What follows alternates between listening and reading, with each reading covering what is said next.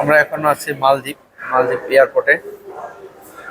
এখান থেকে আমরা চলে যাব শ্রীলঙ্কা।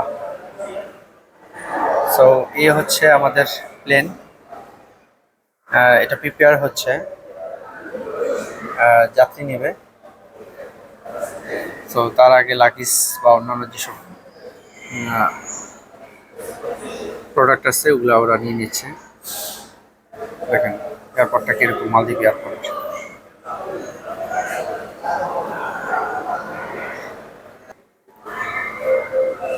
নট অনলি যে আমরাই আছি তা না, আরো যাত্রী আছে বিভিন্ন দুবাই বা অন্যান্য দেশের।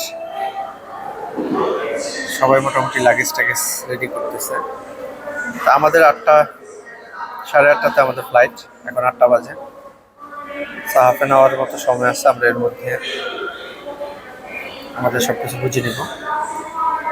সো থ্যাংক ইউ, সবাই ভালো থাকবেন, দোয়া করবেন। টাটা।